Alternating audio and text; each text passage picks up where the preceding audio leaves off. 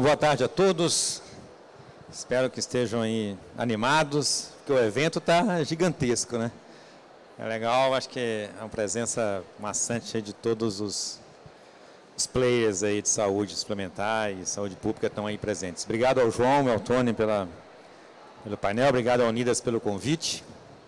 Eu ainda sou eu estou naquele transatlântico, sabe? Você não consegue parar não, ainda estou ainda na carona Unidas ainda, então me sinto muito em casa, fico muito feliz. Bom, vamos passar a palavra aqui para quem interessa, para a gente ouvir sobre esse tema tão importante de gestão populacional e promoção de saúde. A gente combinou aqui na ordem que o Tony fala primeiro e depois o João Paulo. Tony, a palavra está com você. Obrigado mais uma vez e bem-vindo. Olá, boa tarde. Chegou todo mundo do almoço, agora a gente fica com aquela vontadezinha de dormir. Então a gente vai colocar vocês para cima, fazer uma dinâmica bem diferente para que a gente possa ter uma ótima participação. Bem, em primeiro lugar eu gostaria de agradecer ao Josier, ao Rodrigo, que fez esse evento maravilhoso, ele foi crescendo dia a dia, e obviamente também a Unidas. E eu estou falando de um tema que, para quem não me conhece, é um tema que eu adoro. Participo há muito tempo do Comitê Técnico da ZAP.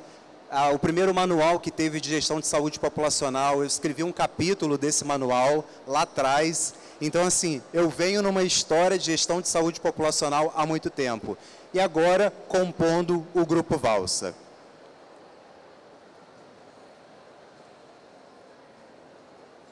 Perfeito. A minha discussão com vocês, eu acho que ela vai ser um pouco provocativa. Eu vou provocar, eu vou levantar uma pauta de debate e depois eu passo a bola para o João. E aí o João complementa essa bola. E para falar de gestão de saúde populacional, o primeiro dado que eu quero trazer para vocês é uma informação da população brasileira. E de que sentido faz a gestão de saúde populacional? Até 2039, a gente já sabe que haverá mais idosos do que crianças no Brasil. Então, quando eu começo a falar sobre isso, de fato, imediatamente vem à minha cabeça o seguinte: o que a gente está fazendo para a nossa saúde hoje? O que a gente está fazendo para os idosos do amanhã? Isso está acontecendo agora. E quando a gente vai fazer essa projeção dos 60 a mais da população ao longo do tempo, olha que impactante. Não é um dado que vocês desconhecem, mas de 2000 a 2023, 15% da população tinha mais de 60 anos. A gente vai chegar em 2070 com 37% da população. O que isso significa? Aumento da comorbidade e aumento do custo assistencial. E aí vem a primeira pergunta: como que a gente paga essa conta? Como que ele que está do outro lado, como operadora de saúde, vai ter a capacidade de ter uma receita para bancar esse sistema, para bancar o usuário que está ali dentro, se a gente não trabalhar com gestão de saúde populacional? E aí, piorando um pouco mais esse cenário, a gente tem que olhar para as doenças crônicas, que a gente está ficando idoso, e vem as comorbidades, e vem as doenças. E quando a gente vai olhar para as doenças, a gente vê que a primeira lá, a hipertensão arterial, ela representa 23,9%, ou seja, 24%. Significa que 38 milhões de habitantes têm hipertensão arterial. Diabetes, 12,3 milhões de pessoas têm o diabetes. Terceira doença, doença crônica de coluna.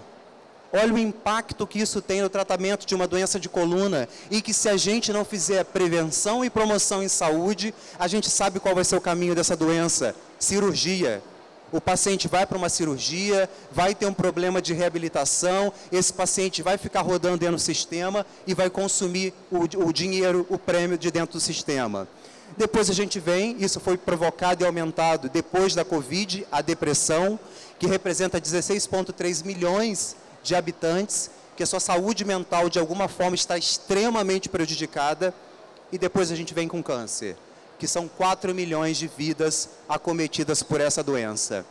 Então, no final disso, essas condições, elas representam, são responsáveis por uma parcela significativa das internações. E aí, obviamente, eu trouxe esse gráfico que é óbvio, é da fonte da ANS.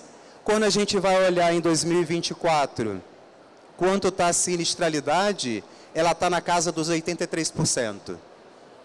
E por vezes a gente faz uma pergunta: como investir em gestão de saúde populacional, se hoje as operadoras de saúde, elas estão pensando como vão conseguir bancar o hoje, como que vão conseguir bancar os custos assistenciais, porque elas não conseguem ter dinheiro para isso, está aí representado, não tem como sobreviver com 81%, 83% de sinistralidade, não dá, isso é incompatível.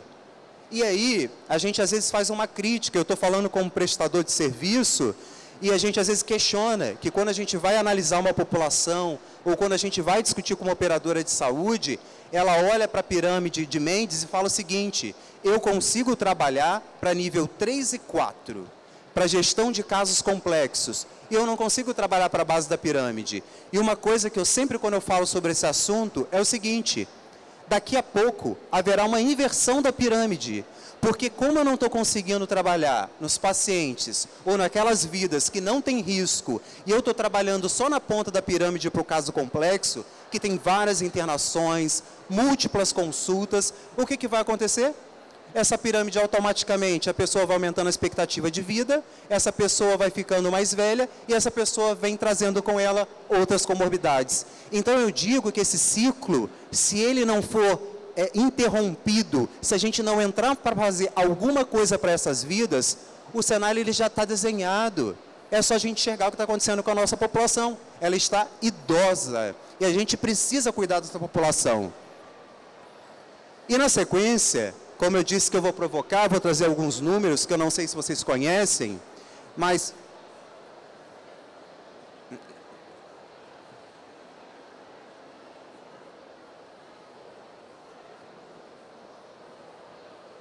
é para dar mais emoção.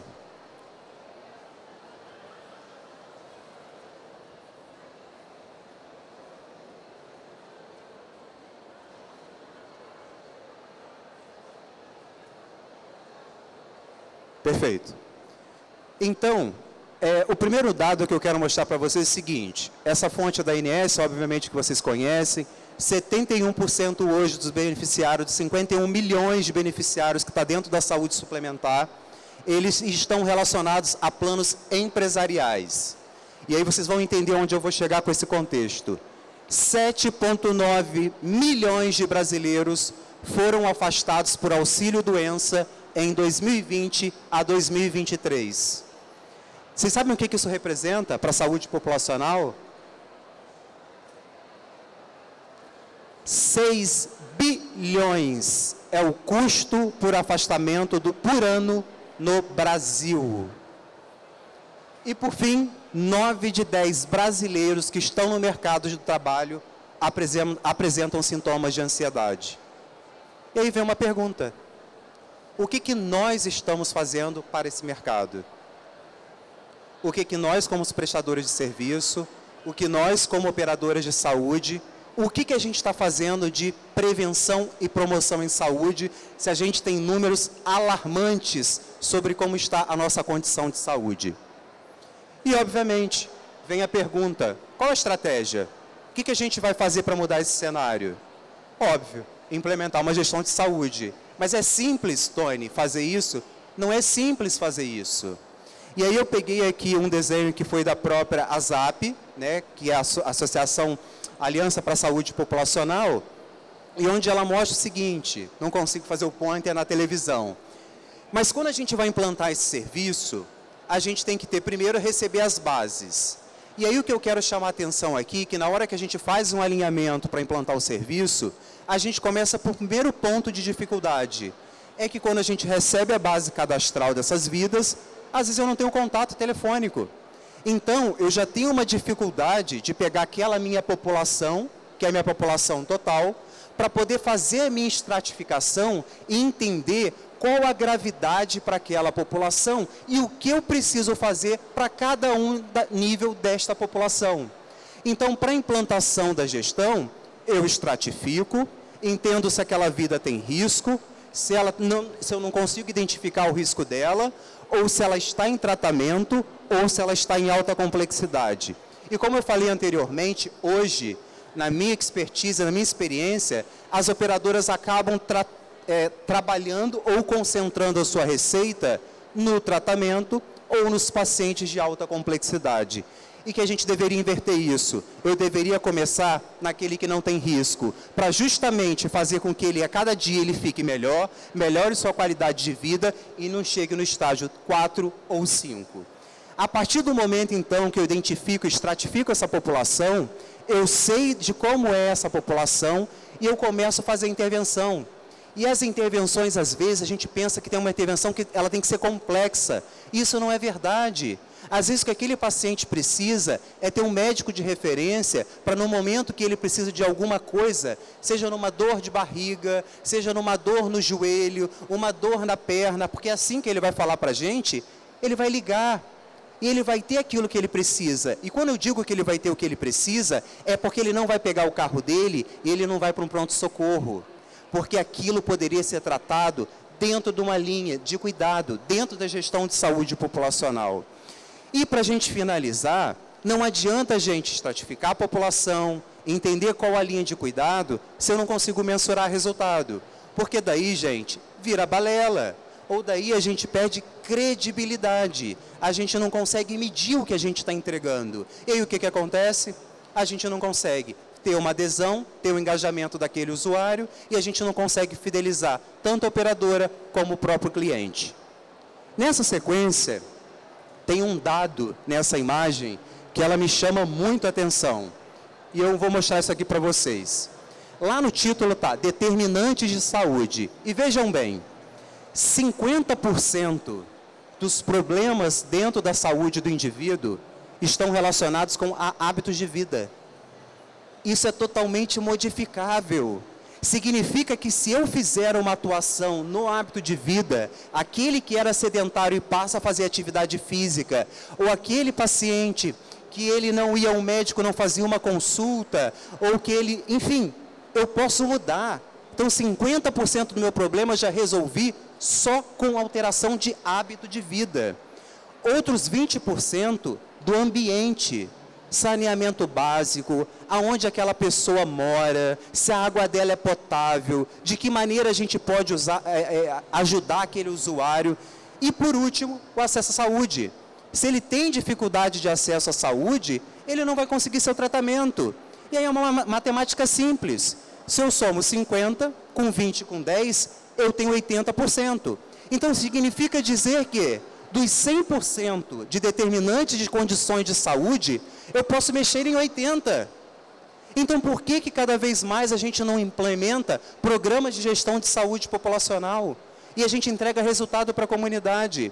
E a gente pode ter um resultado diferente do que eu mostrei anteriormente, de 83% de sinistralidade. E a gente vai sangrar. E aí, obviamente, eu vou conseguir compreender o João, como no exemplo do outro lado, que ele não consegue alargar a pirâmide e atender essa população que está no nível 1, porque ele não vai ter recurso para poder fazer isso.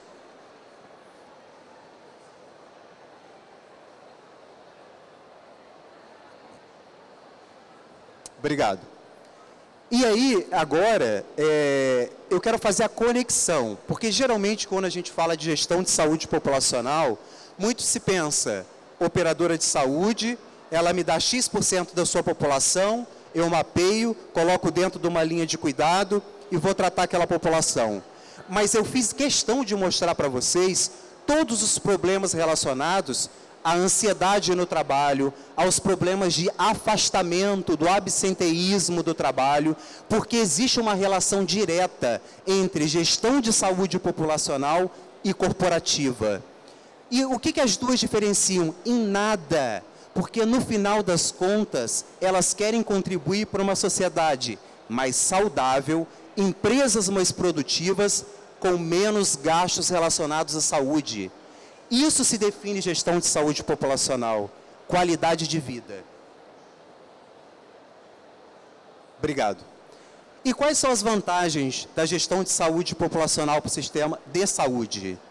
Redução de custo, que a gente já falou bastante sobre isso aqui. Prevenção e controle das doenças crônicas, que é um absurdo quando a gente vai analisar. E aquele mapa que eu mostrei para vocês, que é do IBGE, se eu pego dentro da minha população hoje, dos pacientes que a gente tem dentro da empresa, são extremamente parecidos. Melhoria da qualidade de vida, acesso e coordenação do cuidado, isso é um ponto importantíssimo. Não adianta implementar a gestão de saúde se você não tem coordenação do cuidado. O paciente ele vai ficar solto na rede. O paciente ele vai procurar cuidados que ele não tem nenhuma indicação para ter. Então, é sempre aonde o paciente tem que estar, qual o recurso que eu tenho que dar para esse paciente e em que momento. Isso é ter controle, isso é coordenar o cuidado. Monitoramento e análise dos dados. Cada vez mais a gente consegue ter mais dados e transformar esses dados em informação para uma tomada de decisão muito mais assertiva. E no final das contas, satisfação do paciente. O paciente é o foco central. Ele tem que estar satisfeito com a nossa entrega. E aqui eu só queria acrescentar uma coisa. Depois do avanço da tecnologia para fazer gestão de saúde populacional, isso ajudou muito a todas as empresas, porque a gente tem o Big Data, a gente consegue analisar os dados, a inteligência artificial, machine learning, a gente consegue fazer análise preditiva. Então, o Tony, ele passou numa consulta com o ortopedista, ele está fazendo fisioterapia para tratar um problema na coluna, percebi que o Tony voltou no hospital agudo. Então, a gente tem como fazer leituras e pensar, opa, esse paciente aqui ele tem uma grande probabilidade de uma cirurgia de coluna. Qual a intervenção que eu tenho que fazer rápida para que não aconteça isso? Então, a tecnologia, a partir dos dados, ela facilita e o nosso foco ele fica melhor direcionado. Telemedicina, que como eu coloquei lá atrás, o acesso à saúde. Então, às vezes a pessoa está muito afastada de grandes centros e através de uma conexão via internet, eu consigo dar acesso à saúde para essa pessoa. Dispositivos vestíveis. Isso para a gestão de saúde populacional foi incrível. Paciente diabético que pode ir lá colher a sua glicose e eu consigo ver a distância. Pressão arterial através de dispositivo, eu consigo ver se aquele paciente está com a pressão dentro da normalidade ou não está e fazer uma intervenção ativa e não uma intervenção reativa ou passiva após um evento de uma internação. E o chatbot? Hoje a gente tem a facilidade de ter muito conhecimento, ter muito conteúdo e ajudar essas pessoas que precisam de educação e informação em saúde. Então, o que resume isso tudo é que todas essas tecnologias hoje, ela permite que o modelo de gestão de saúde populacional ele seja mais eficaz, mais ágil, personalizado e num custo inferior. E para finalizar, na minha opinião, a gestão populacional de promoção de saúde, elas são abordagens essenciais para enfrentar os desafios contemporâneos da saúde. Isso é hoje. Isso vai piorar, como eu mostrei para vocês, na projeção em questão ao número de idosos. E elas não apenas promovem o bem-estar individual, mas elas geram efetivamente impacto positivo para o sistema de saúde, para as organizações e a economia em geral. Obrigado.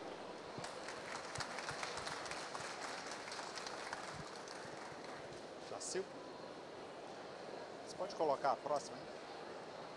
Olá, pessoal. Boa tarde a todos. Vamos tentar nos concentrar aqui com essa parte externa. Eu não falo tão alto quanto o Tony. Vocês estão conseguindo me ouvir? Não? Tem como aumentar aí, por favor?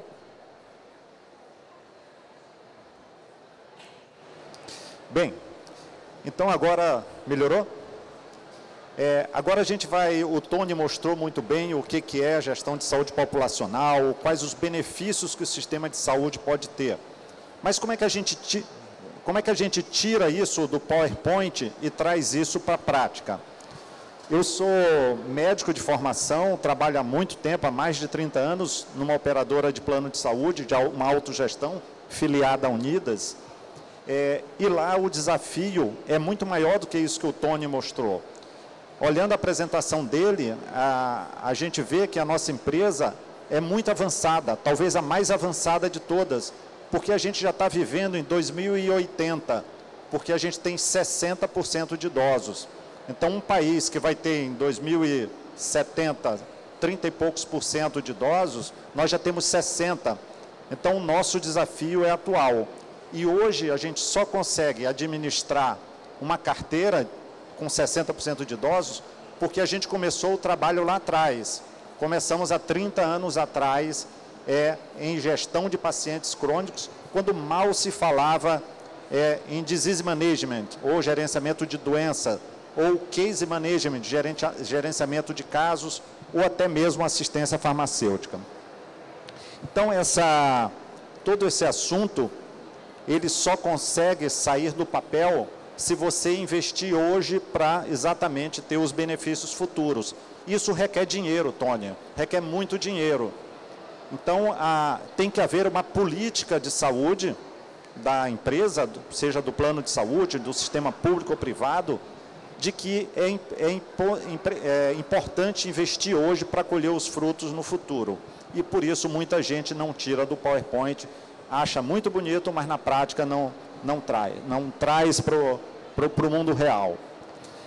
Esse é um livro que eu e a Juliana, que está aqui presente, a gente participou escrevendo o capítulo exatamente de perfil epidemiológico populacional. Não há como fazer gestão de saúde populacional se a gente não conhecer a nossa carteira. Se somos planos de saúde e hoje conhecemos a utilização do plano, quantidade de consultas, quantidade de cirurgias, isso tem importância, mas não é tão importante quanto conhecer os fatores de risco, fatores de proteção, como é que está constituída a carteira, qual é a carga de doença, a morbidade, a mortalidade. E para isso você só consegue saber, sem necessariamente haver o uso do plano, se você, por exemplo, aplicar um inquérito epidemiológico populacional, que é uma coisa barata, relativamente barata, fácil de implementar e que eu posso garantir que 95% das 700 operadoras de plano de saúde no Brasil não possuem. Elas só sabem produção de serviços médico-hospitalar, não conhecem o perfil epidemiológico populacional. Mas na hora de participar de eventos e assistir a apresentações de gestão de saúde populacional, acha que vem fazendo saúde populacional. Bem, então existe um vazio epidemiológico populacional na saúde suplementar muito grande.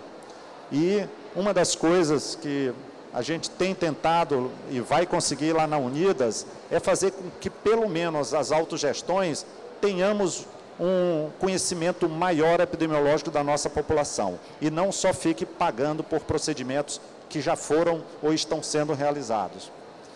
Esse perfil, eu não vou falar da importância do perfil, porque o Tony já mostrou muito bem, mas ele pode ser usado em várias ações. Ele não é só para conhecer. Foi dito aqui, não adianta você conhecer o perfil de saúde e não atuar, não agir, não desenhar programas, não disponibilizar, por exemplo, navegadores em saúde. Então, não é para ser feito só na teoria, tem que ser trazido na prática. E para a gente poder começar o debate, e aí passar a palavra para o Anderson, eu trouxe um exemplo prático que a gente sai do inquérito epidemiológico, aplica um projeto piloto, implanta o benefício e aí ver os resultados. Bem, esse inquérito epidemiológico, ele passa por algumas etapas, a gente vai falar um pouquinho mais sobre ele em seguida.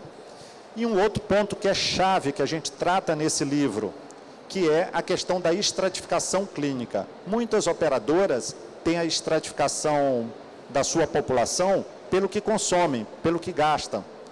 Tem uma estratificação pelo que se executa de serviços, e aí a gente não conhece aquela população que o Tony falou, que está na base da pirâmide e que ainda não começou a utilizar o plano de saúde. E se a gente não fizer nada, qual é a tendência natural e óbvia? Eles vão usar o plano, gastar do plano e assim por diante. Então, é muito importante ter essa estratificação clínica. Lá na operadora, lá no passado remoto, a gente começou pela estratificação financeira, que já é muito importante. É pegar a população, distribuir em 5 fatias de pizza de gastos com saúde e vamos pegar os primeiros 20% de gastos com saúde, que são os grandes usuários, que consomem 80% dos recursos da operadora. Então, nesse grupo, não há muito o que fazer, a não ser proporcionar para eles mais conforto, qualidade de vida, benefícios que são muito mais assistenciais. Mas tem aquela base da pirâmide dos 80% que consome 20% dos recursos. É para esse grupo e que fica migrando de categorias dessa estratificação que a gente tem que atuar. E aí, Tônia, não tem jeito. como a gente não tem recurso para investir para a população inteira, nós lá começamos pelo topo da pirâmide. Sobrou recurso, eu desço um degrau. Sobrou mais recurso, eu desço outro degrau. Não tem como tentar atuar na base da pirâmide. Eu não posso investir R$1 hoje para evitar que alguém gaste R$10 daqui a 10 anos. Eu tenho que atuar nos R$10 que ele já gasta hoje para sobrar R$1 para investir naquela base da pirâmide. Então é assim que funciona no mundo real. Bem, as etapas do nosso inquérito epidemiológico, existem várias formas de fazer perfil epidemiológico. É lógico que o ideal seria um profissional de saúde entrevistar os beneficiários da operadora, mas não tem como. Então a gente usa um método híbrido. Primeiro, solta um inquérito, um questionário. Aqueles que têm dificuldade para preencher, o profissional de saúde entra em contato, orienta o preenchimento, se for necessário, ou eventualmente pode ter alguma outra forma de coleta de material. Então a gente aplicou esse perfil epidemiológico, esse inquérito epidemiológico, em 2007, o primeiro, e fizemos o segundo em 2017, 10 anos depois, para a gente poder ter um acompanhamento dessa população. Então, quem tinha fator de risco lá atrás, como é que evoluiu nos últimos 10, 15 anos? Então, foi assim que a gente desenhou o nosso inquérito epidemiológico. Na época, a gente distribuiu de acordo com a população que a gente tinha, por sexo, faixa etária, porque esse inquérito ele tem que ser adaptado àquela pessoa que está participando. Eu não posso fazer pergunta sobre gravidez para uma jovem ou para uma pessoa do sexo masculino. Então, ele tem que ser adaptado de acordo com a realidade de cada população.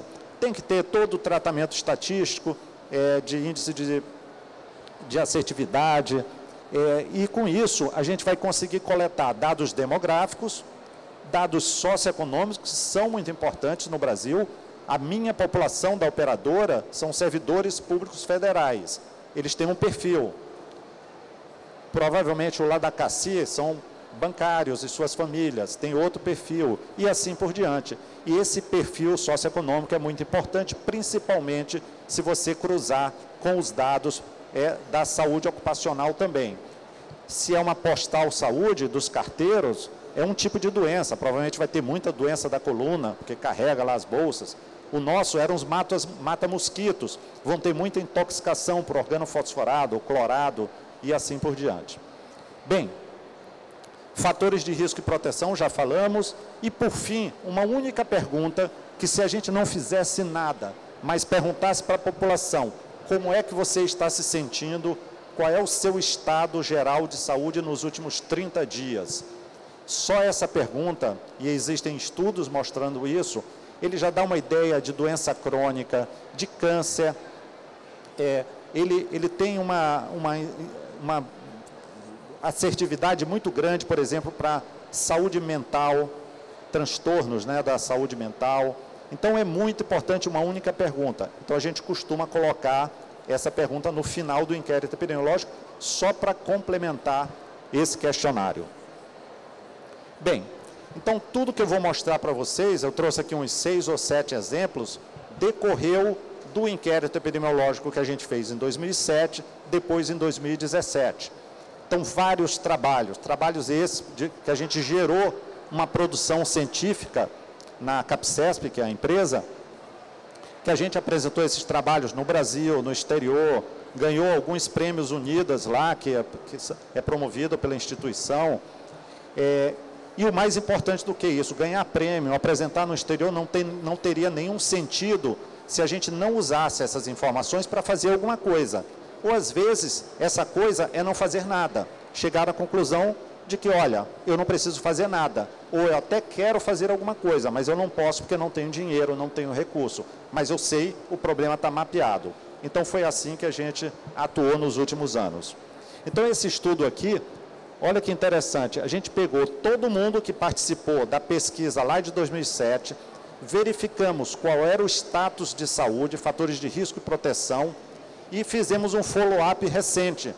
Em 10 anos, aquilo que a literatura dizia, por exemplo, sobre obesidade, sobre câncer, sobre fatores de risco e proteção, quantos casos se confirmaram na prática. Então, por exemplo, o que foi importante, por exemplo, para câncer ginecológico. Então, a gente verificou quais foram os fatores de risco que mais contribuíram. Porque a literatura já fala, mas a nossa população, de repente, tem uma particularidade. Um exemplo claro disso foi um estudo que a gente fez de câncer e verificamos que câncer de tireoide tem uma incidência maior na nossa população. Então, a gente foi buscar explicações. Então, tem lá algumas suposições, é aquela que eu falei, provavelmente por intoxicação, por pesticida, mas nada concreto. Então, a gente tentou estabelecer um nexo causal. Então, a gente usou para fazer apenas um acompanhamento populacional. E aí a gente verificou o seguinte, lá em 2007, nós já tínhamos um problema grande que hoje é uma epidemia no Brasil, que é o sobrepeso e a obesidade. Mas o quanto o sobrepeso e a obesidade contribuem para o impacto orçamentário, assistencial. Então a gente analisou, a gente sempre faz assim, pega o grupo que disse ter ou que tem obesidade e sobrepeso e compara com um grupo controle para verificar se aquele achado é um acaso ou se existe diferença estatisticamente significante com o nosso grupo controle. E aí mostrou nesse estudo que o sobrepeso e a obesidade, que a literatura já mostrava isso, que o excesso de peso contribui para a comorbidade, contribui para custo, para a utilização do sistema de saúde. Então, tudo que a teoria mostrava, a gente constatou na prática.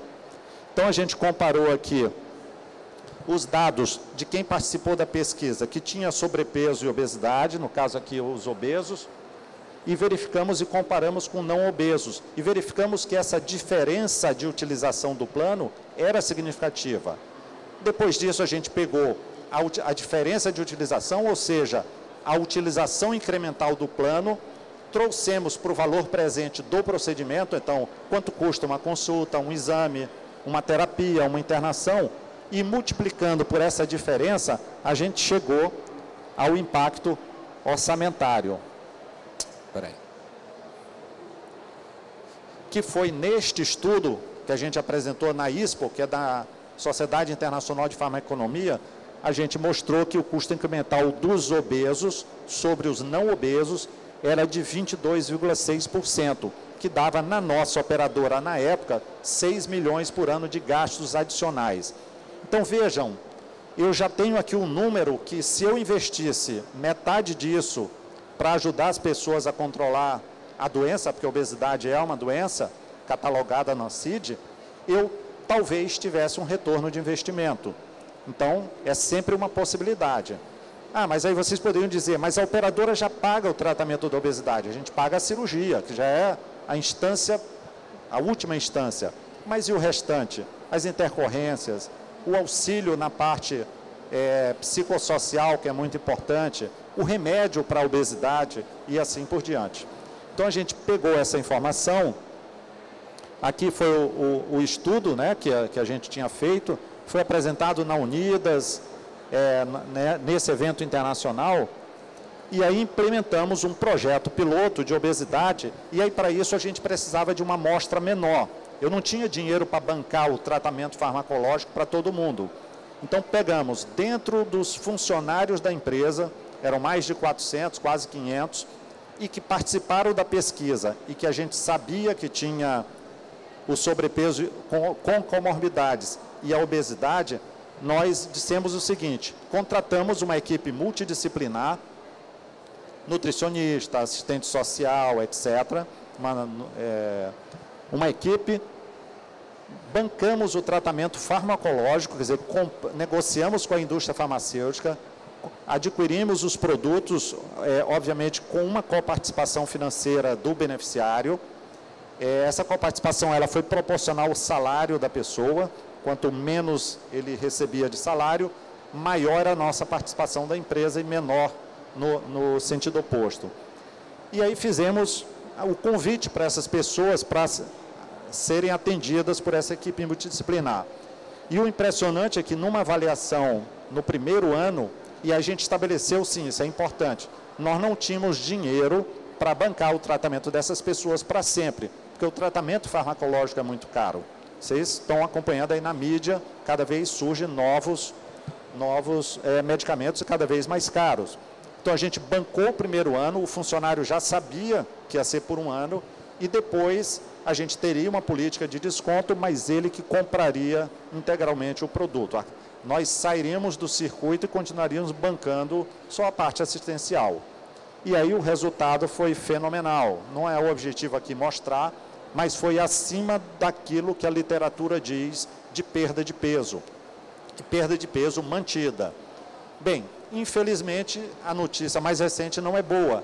Grande parte das pessoas que fizeram parte do estudo, do projeto piloto, hoje já deixaram de comprar o seu produto. Alguns permaneceram, mas esses poucos que permaneceram, se a gente for fazer o comparativo, muito provavelmente eles estão usando menos o plano e gerando menos despesa. Mas nós, infelizmente, não temos qualquer poder de pegar na mão da pessoa e dizer, olha, é importante você se cuidar. Então, aí tem todo um trabalho que precisa ser feito. Mas é mostrando que, a partir do estudo, do inquérito, dá para a gente conhecer o perfil, implantar um projeto que pode ou não ser dado continuidade. Temos outros lá que são um sucesso, por exemplo, de osteoporose, que a gente banca o tratamento medicamentoso também, na mulher pós-menopausa para evitar a refratura. Esse, a gente fez o estudo, mostrou, desenvolvemos uma calculadora com valor preditivo, com uma assertividade grande, e verificamos que o resultado, na prática, no mundo real, foi melhor do que aquilo que a gente havia previsto. Então, tem outros que seguimos e continuamos com o projeto. Bem, só para finalizar, esse foi o trabalho que foi apresentado, né, nesses eventos fora do Brasil, mas também aqui também. Bem, e aí aproveitamos bem, será que a obesidade ela só gasta mais do plano, mas por que ela gasta mais? Está diretamente relacionado, como eu falei, a doenças cardiovasculares, por exemplo, o câncer, a obesidade. Então fizemos também um estudo para saber se quem tinha relato de sobrepeso ou obesidade tinha maior incidência de alguns tipos de câncer. E esse estudo mostrou que sim. Então, vocês imaginem o custo dessas pessoas que tiveram uma doença de custo mais elevado. Bem, aqui é o estudo que a gente fez também com aquela única pergunta que eu comentei com vocês, que é a percepção do estado de saúde. Esse é impressionante. Separamos do inquérito epidemiológico só a pergunta: como é que você está se sentindo nos últimos 30 dias? Aquelas pessoas que se sentiam pior, com um estado de saúde pior, teve forte correlação com doença crônica, com câncer e com custo assistencial também. Esse trabalho é muito legal, depois a gente pode passar aí através da Unidas para quem tiver interesse de conhecer. Basta fazer pelo WhatsApp, gente, uma pesquisa, obviamente com toda a segurança da informação, que você consegue ter esse tipo de análise. Ainda aqui para finalizar, que é um pouco mais difícil, mas é aquilo que o Tony falou, olha, fatores de estilo de vida modificáveis para hipertensão e diabetes mellitus no beneficiário. Então fizemos uma corte retrospectiva, verificando se essa associação é tão deletéria quanto a literatura diz, e realmente é. E fizemos isso para outras patologias também, ou combinações de patologias. Então era isso, é só para mostrar rapidamente, a gente abrir aqui o debate, que para tirar do PowerPoint tem que ter, primeiro, vontade política de quem está na frente da gestão. Tem que ter algum dinheiro, tem que acreditar que o investimento vale a pena. E tem que ter uma forte campanha para engajar os beneficiários da operadora, tem que ter algum tipo de premiação.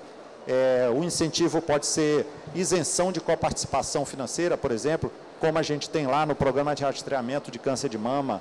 Então, existem formas de você incentivar o beneficiário a participar desse tipo de programa. Tá bom? Era isso. Obrigado. Muito bom. Parabéns aí ao Tony, ao João. É muito legal você trazer aqui um pouco mais a teoria e a vida como ela é, né, João? A vida como ela é também é bem interessante e sempre complementa aí. Acho que alguns pontos que a gente pode debater, eu vou abrir aqui também para a plateia. Quem tiver interesse em fazer alguma pergunta aqui para o Tom, para o João, fica à vontade. Eu acho que vamos tentar, dentro essa panaceia maluca aqui de barulho, né? Nos concentrar aqui, entender o que a gente pode explorar aqui dos nossos palestrantes. Acho que tem algumas questões básicas, né, que a gente pode simplificar de tudo isso. É que se a gente fala de gestão, a gente fala de gerir, né, só gere quem mede. Não tem como você gerir algo que você não mede, não tem minimamente informação de uma fotografia atual, fazer intervenções e tirar uma fotografia depois e entender se essas intervenções de fato fizeram sentido ou não. Esse é um trabalho que para a autogestão tem tudo a ver, né? Até pela longevidade da carteira.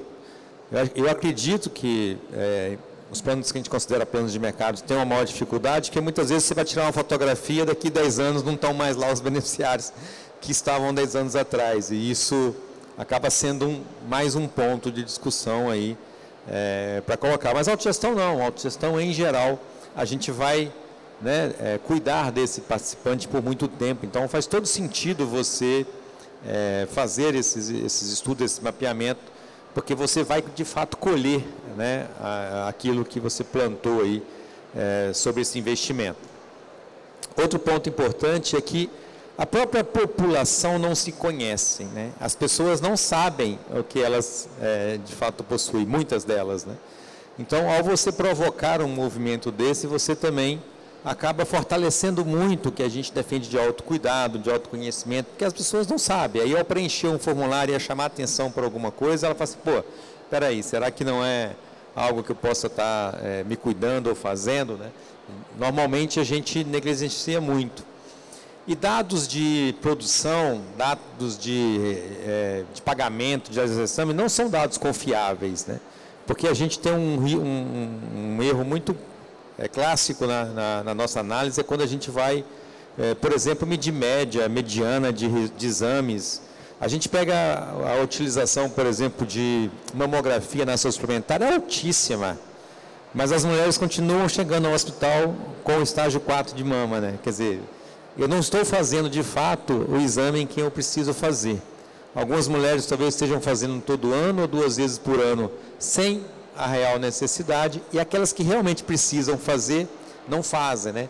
Então, saúde não é média, não é mediana, saúde tem que ser tiro certo. A gente tem que ter esse mapeamento, essa gestão populacional, para você ter os alvos mais bem definidos e investir melhor o recurso.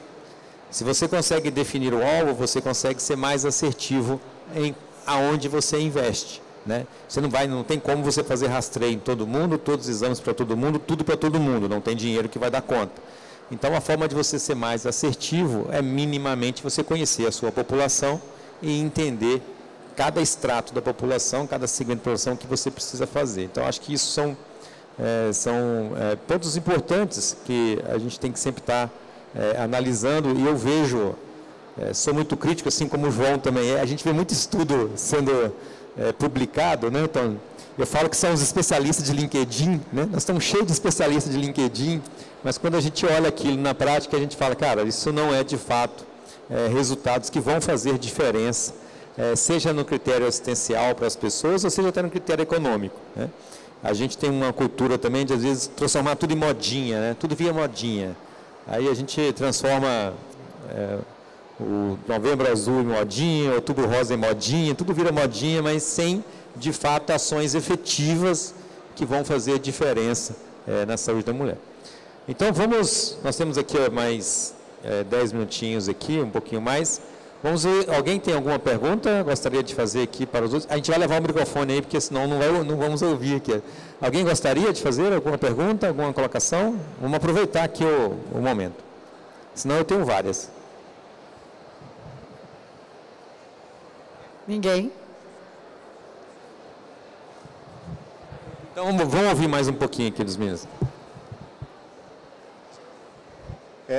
Foi até bom, o Anderson lembrou um fato importante, né, essa questão da moda. Existem também formas de você fazer, usando os dados de saúde populacional. A gente fez um estudo no ano passado, está bem recente, e o Anderson falou aí da propaganda, né, do Novembro Azul, a gente coloca aquele negocinho aqui no Outubro Rosa, a Juliana veio de rosa hoje, mas já está em novembro.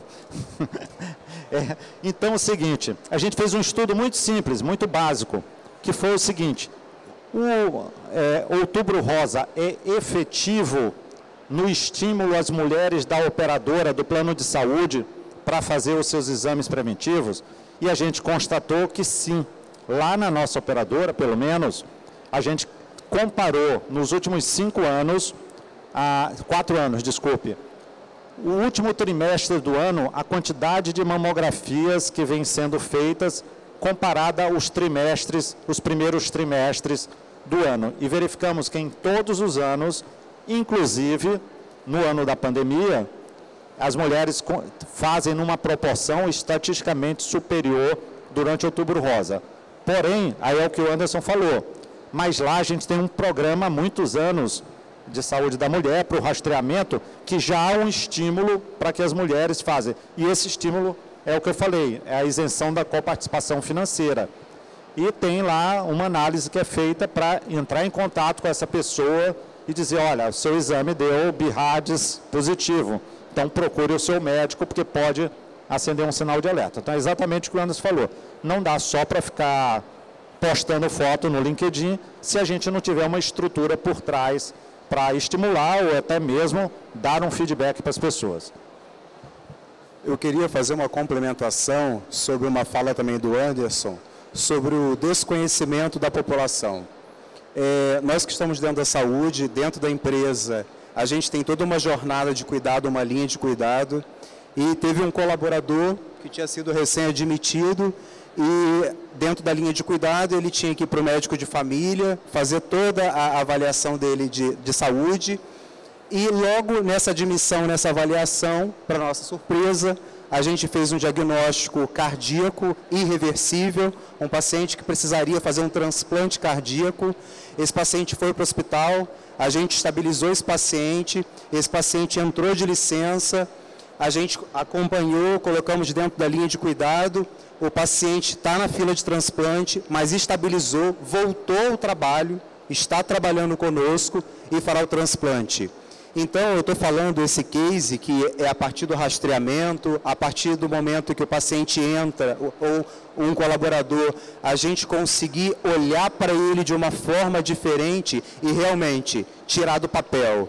Papel fala tudo, é o que o Anderson falou também, LinkedIn fala tudo, mas olha para o doente, olha para aquela vida, vê de fato o que faz sentido. Então, hoje, é muito bonito de olhar para esse colaborador dentro da empresa, ele feliz, ele sabe que ele vai ter que fazer um transplante, mas ele fala, a minha vida mudou, eu voltei a trabalhar, agora eu consigo fazer pequenas atividades que antes eu não conseguia. E se a gente não tivesse de fato olhado, estratificado, colocado ele numa linha de cuidado, talvez esse paciente pudesse até ter falecido em decorrência de uma doença que necessariamente precisará de um transplante cardíaco. Então tirar do papel de fato e fazer um trabalho sério, onde tem uma linha de cuidado, onde tem um cuidado totalmente coordenado, dando para aquele paciente o que ele precisa no momento que ele precisa e na hora certa. Porque se a gente errar essa hora, inevitavelmente a gente vai apanhar aí através de um custo assistencial muito maior. Alguém quer? Só mais um comentário, Anderson. É difícil se concentrar, mas a gente tenta aqui. Uma coisa é o seguinte, a gente estava conversando, coincidentemente, a gente estava no Congresso Brasileiro de Auditoria em Saúde, e a gente estava conversando muito sobre o valor em saúde, que por acaso é o nome aqui da empresa do Tony, da Valsa. E aí é o seguinte, quando a gente tenta colocar valor em saúde, seja no modelo de pagamento, seja na inclusão numa linha de cuidado, ou numa gestão de saúde populacional, isso é extremamente importante, embora na prática hoje está muito mais na teoria, mas eu acho que dá para a gente implantar algumas coisas que são as vantagens de pensar em valor na hora de oferecer algum tipo de benefício. Então, essa inserção do valor nas nossas decisões, naquilo que interessa para o beneficiário, ela só vai fazer sentido de algumas coisas que foram ditas aqui. O Anderson comentou, se eu não tiver dados, se eu não tiver os indicadores em saúde, eu vou achar que aquilo ali é uma balela, que aquilo ali não funciona. Então, hoje tem como a gente fazer parceria, seja com prestador de serviços, e tem como a gente, não só pelo paciente clínico, mas também pelo cirúrgico, da gente, talvez, de alguma forma, compartilhar o risco com os prestadores de serviços de entregas de valor, de entregas de melhora da saúde populacional. A gente estava até conversando com o Scarabel aqui antes de começar, do sistema lá da Colômbia, onde eles recebem, quanto mais pessoas se cuidarem, forem no hospital, procurarem os serviços assistenciais, e não como a gente, a operadora, fica torcendo para não aparecer ninguém, para não usar o plano. Já os prestadores de serviço torcem para o beneficiário ir lá de alguma forma, porque senão não tem como continuar existindo. Então a gente tem que tentar rever em projetos pontuais, mas isso, ainda que sejam projetos pontuais, em que sejam modelos híbridos, mas eu acho que hoje tem parceria. Tem algumas pessoas da indústria farmacêutica, que eu vi circulando e algumas aqui presentes, tem que buscar parceria com a indústria farmacêutica, com os prestadores de serviços, com as sociedades médicas. Eu acho que tem que envolver todo mundo, mas se a gente não conhecer a nossa população, não sai do papel. Acho que eu queria complementar o que o João colocou e trazer um ponto importante, que é as oportunidades. A gente passa todo dia na discussão do processo de saúde por diversas oportunidades que a gente perde.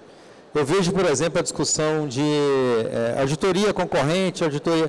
eu coloco um médico ou uma enfermeira na beira do leito e o resultado que eu tenho desse trabalho é percentual de glosa. Será que eu não poderia colher um monte de informação de saúde dessa pessoa e trazer para mim? Será que eu não faria um mapeamento populacional dessas pessoas que estão internadas? Já seria um grande... Não, o que eu trago desse trabalho é qual o percentual de glosa que você fez na conta. É muito pouco perto do que pode trazer, é uma oportunidade perdida. Eu tenho um laboratório que tem exames de imagem, querem fazer parceria, quer que eu direcione o paciente e o que ele oferece é um desconto na tabela. Não, me dá o desconto na tabela, mas me dá a informação desse paciente. Preenche um opt-in dele, que ele autoriza você me passar, e me passa os dados, porque para fazer o exame, você pergunta que medicamento ele toma, você tem o peso dele, você tem várias informações que me interessam. E isso está colhido lá, é de graça, não vai custar nada para ninguém. Mas qual a negociação que a gente faz com o parceiro? Qual o desconto você me dá na tabela para direcionar o paciente para você? É uma oportunidade perdida, né?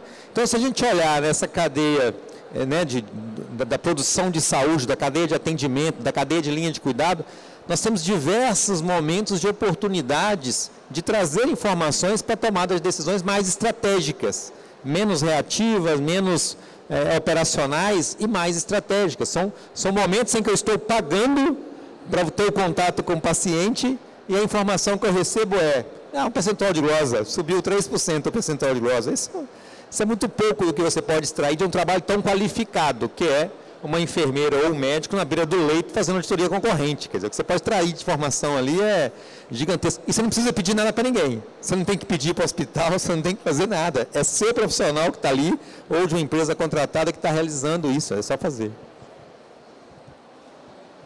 Isso que o Anderson falou, já tem até nome e sobrenome lá fora, tá? Se chama Pay for Report.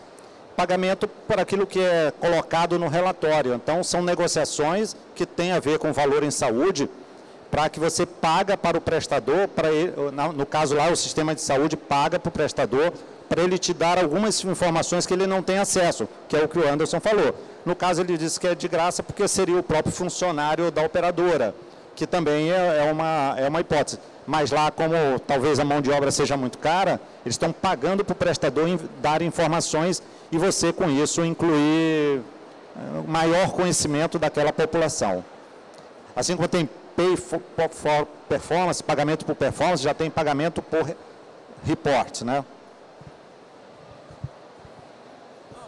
E é totalmente factível quando você está falando de colher um pouco mais. Então o laboratório fala, eu só tenho essas informações. Tá, mas se você colher um pouco mais, eu te pago por isso. Né? Me dá um laudo, me agrega mais, faz mais algumas perguntas para mim e eu te pago por isso. É uma oportunidade muito rica, né? Mas é isso, pessoal. Nosso tempo acabou. Queria agradecer o João, ao Tony. Foi muito bom estar aqui com vocês. Espero que vocês também tenham gostado aí. E vamos seguir com a programação aí que está bacana aí para o resto do dia. Parabéns, obrigado.